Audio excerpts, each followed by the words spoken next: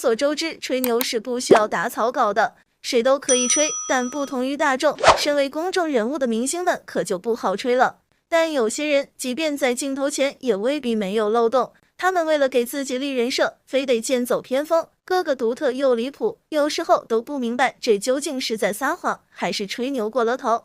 要堪比关云长的男星，长月烬明中饰演男主角的罗云熙，曾在片花中展示舞动长枪的画面，可能是长枪有一定的重量，他居然张口就说出了得有40斤重吧。原本这段话也只有粉丝会看到，却没想到有些粉丝以此为理由，大肆鼓吹自家的爱豆力拔山气气盖世。在他们的嘴里，显然和正主一样，对40斤是没有概念的。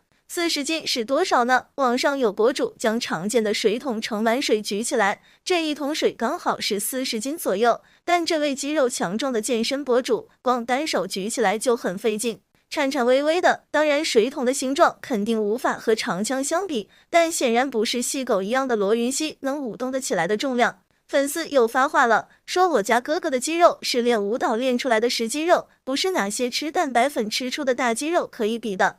而在历史上也不乏拿着重武器的名将，比如关羽就擅长使用青龙偃月刀，号称是82斤，但实际上以前的1斤放到现在是260克，算下来关羽也就舞动一柄40多斤的青龙偃月刀罢了。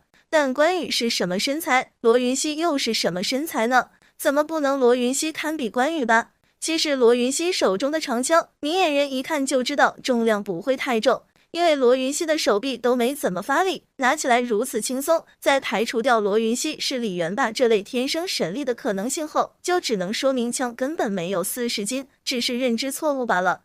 可能明星本人只是想要展示一下自己很牛，但因为没有基础的常识，导致笑料百出。和罗云熙一样的，还有已经翻车过无数次的靳东，2期行万里的运动大神。靳东这几年热度太高，作为大器晚成的一员，也成功在翻红之后加入了书圈顶流之中。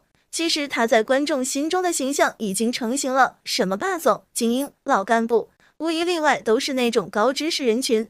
拍戏之余，靳东的生活也在向着这方面靠拢，之前还经常有一些他的机场路透都是在看书，和其他明星形成鲜明对比。但有些东西是可以伪装的，是真是假，稍加试探就明白了。众所周知，歌手李健是娱乐圈里的清流，淡泊名利不说，人家还是货真价实的清华高材生，当初学的还是理工类。这位呢，私下也是个爱看书的，经常和大家交流心得，肚子里有的是墨水，造不了假。正因如此，就更加衬托了靳东空有其表。座谈会上，两人聚在了一起，期间靳东多次对李健的问题回得驴唇不对马嘴就算了，还大谈自己热爱读书。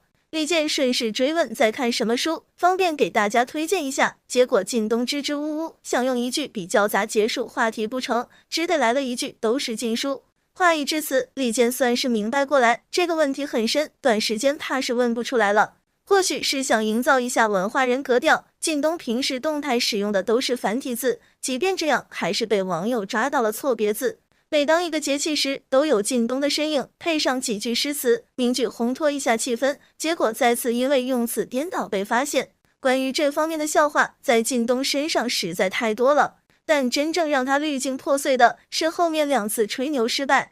当时他的作品《外科风云》正在宣传，身为主演接受采访时谈了一下对角色贡献。注意，靳东在这里说了一句看一些诺贝尔数学奖得主的小文章，可惜这个奖诺贝尔并没有设立，不知道让靳东发现数学乐趣的究竟是哪位大神。在文艺上屡战屡败后，靳东虽没有彻底放弃，但又瞄向了运动人设方面，并在采访中浅试了一下水。我可能会组织一次1万公里左右的骑行。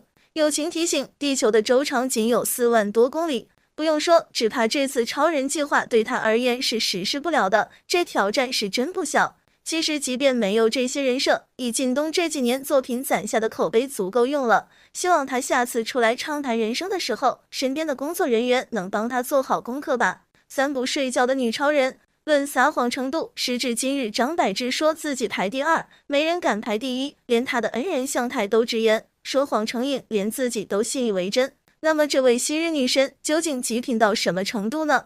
做客某厨艺节目时，张柏芝分享自己煎牛排时，不仅会给他按摩，还会聊天。差不多的时候，牛排还会告诉张柏芝：“我差不多了。”很离谱，对不对？但其实张柏芝本人曾夸张地说过，从不吃肉。天天向上中，张柏芝讲到小时候妈妈会因为她不吃肉而上手打她。可惜另一个节目上，那个吃锅包肉比谁都欢的，也不知道是谁。然而他最让人头大的发言，还得是敬业二字。论才华，论样貌，张柏芝都是拿得出手的，但是从她离婚后就能看出事业心并不大，吹牛倒是挺大。访谈上，张柏芝也没直白的说什么敬业，而是这么形容的：连续开工3个月，最少的工作时长是20小时，最长能达到24小时，连续3个月不睡觉。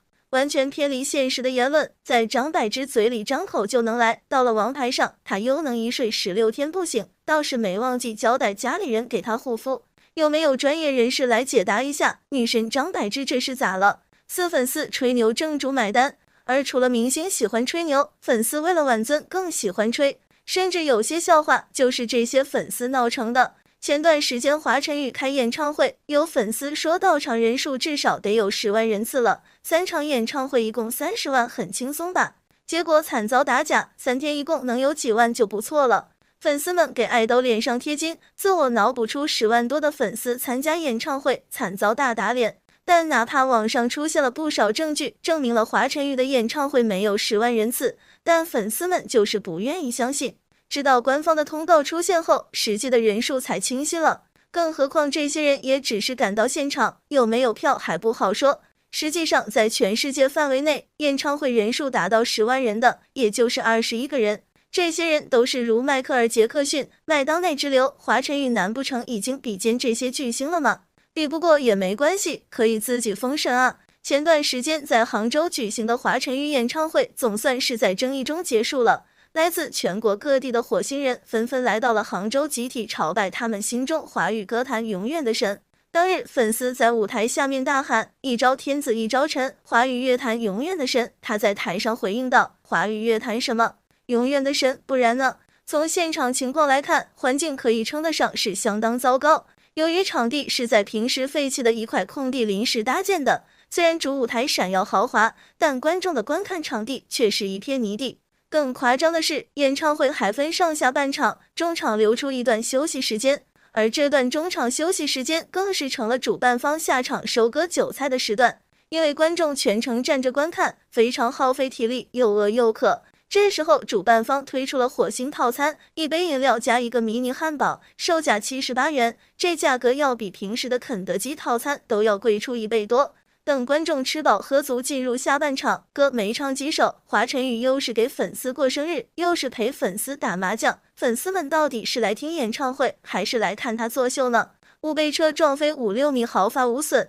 尤其是女明星，身材管理不要太苛刻，因为上镜拉宽的原因，她们需要比正常体重还好瘦很多才不显胖。选秀出道的爱豆吴宣仪却是个例外，她直言自己随便吃都吃不胖。很多观众对她的印象都是活力、爱笑的小女孩，但又怎会想到她也是一个说谎不打草稿的撒谎精。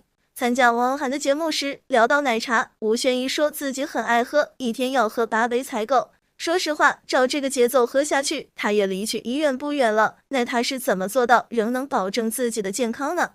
从吴宣仪的很多机场照中都能找到她手捧奶茶的画面，确实不离手。而事实上，很多时候吸管虽然在嘴里，但并没有喝的动作，即便是喝了，也做不到肉眼可见的减少，这不就是摆拍吗？而剩下的部分，吴宣仪丢掉的理由也很充分，要上飞机了。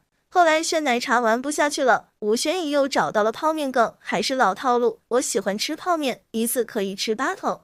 但是在何炅的节目上，这位小仙女的口风却变成了7桶，她还不会真的觉得互联网没有记忆吧？然而吴宣仪最夸张的事迹还是小时候的一场车祸，据她所说，直接被撞飞5-6米，但毫发无伤。理解他们作为艺人需要话题度，但是咱们至少参考一下实际问题比较好，万一哪天真的大红大紫了，这可都是自己埋下的坑啊。6王一博吹嘘偶像闹乌龙，作为娱乐圈艺人中氪金大粉的王一博，居然也有闹乌龙的时候，是为了追捧自家偶像，还是刻意吹破彩虹屁呢？在一起火锅吧。王一博给其他人安利自己的摩托车偶像罗西，结果没想到过于上头兴奋，把自家偶像的年纪说错了。对此，小伙伴们一脸懵的状态。王一博之前刚刚在微博给自己偶像罗西打 call， 恭喜罗西40岁的年纪依旧在赛场竞技。可惜王一博追星比自家粉丝要疯狂，在跟街舞其他人安利偶像罗西的时候，居然吹起彩虹屁，也是很夸张了。王一博一本正经在吹牛逼，说着偶像50岁了，还跟比他小20岁的人一起比赛，还获得了奖项。此话一出，众人瞬间用崇拜的目光看着王一博，这个真的太厉害啊！网友听后立刻在线打脸王一博，要不要吹得这么神乎其神？你不是刚在微博说罗西40岁了吗？怎么短短几天就长成50岁？为了追捧也不能这般神操作啊！王一博，你真是没有记忆，还是故意吹彩虹屁呢？罗西真实年龄才41岁，大部分网友都觉得王一博可能是一时兴奋，嘴瓢说错了偶像的年纪。可是自家粉丝却没有为其解释，反而开启了嘲笑耶波的节奏。小气太夸张，这是让自家粉丝学着给王一博吹彩虹屁吗？论王一博做自黑实力，绝对没有黑子什么事。